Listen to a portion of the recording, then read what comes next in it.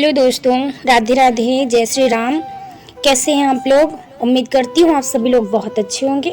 आज मैं आप लोगों के लिए एक छोटी सी कहानी लेके आई हूँ जिसका प्रेरक है खुद की मदद करें, भगवान भी तभी मदद करेंगे।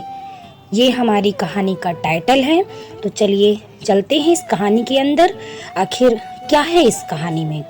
और मुझे उम्मीद है आप लोग भी इस कहानी को पूरा जरूर सुनेंगे। एक बार की बात है कि किसी दूर गांव में एक किसान रहता था। उन दिनों बारिश का समय था।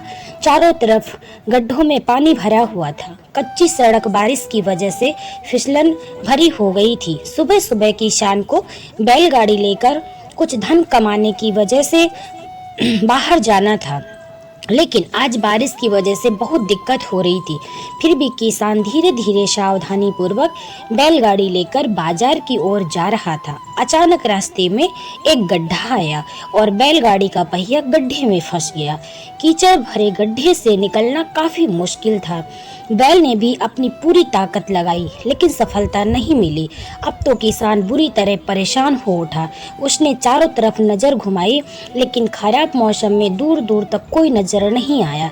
किसान सोचने लगा कि किससे मदद मांगे, कोई इंसान दिखाई ही नहीं दे रहा।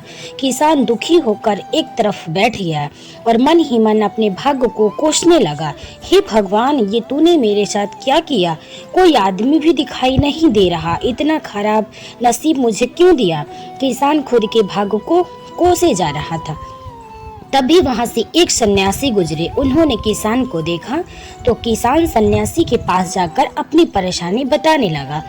मैं सुबह से यहाँ बैठा हूँ, मेरी गाड़ी फंस गई है और मेरा नसीब भी इतना खराब है कि कोई मेरी मदद करने भी नहीं आया।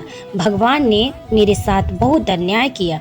सन्यासी जी उसकी सारी बात सुनकर बोले, तुम इतनी देर से यहाँ बैठे अपने भाग्य को कोस रहे हो और भगवान को बुरा भला बोल रहे हो। क्या तुमने खुद अपनी गाड़ी निकालने का प्रयास किया? किसान बोला, नहीं। सन्यासी, तो फिर किस हक से तुम भगवान को दोष दे रहे हो? भगवान उन्हीं लोगों की मदद करते हैं जो स्वयं की मदद करते हैं। अब किसान की बात समझ में आ गई। उसने तुरंत पहिया निकालने का प्रयास किया और वो सफल भी हुआ। ज्यादातर लोग इस किसान की ही तरह हैं जो खुद कुछ नहीं करना चाहते और हमेशा अपने भाग्य और दूसरे लोगों को कोसते रहते हैं। हमें लगता है कि भगवान ने हमारे साथ बहुत गलत किया। हमने कोई डॉक्टर बनाना चाहता है, कोई इंजीनियर, कोई कलेक्टर, लेकिन जब हम अपने काम में सफल नहीं होते तो यही विचार हमारे दिमाग में आता है कि हमारा भाग्य खराब है और भगवान ने कुछ नहीं दिया। लेकिन शायद आप भूल रहे हैं कि भगवान ने आपको, हम सबको एक बहुत अमूल्य चीज दी है। ये है शरीर। आपके अंदर हर सामर्थ्य है, जो फिर आप भाग्य भरोसे क्यों हैं?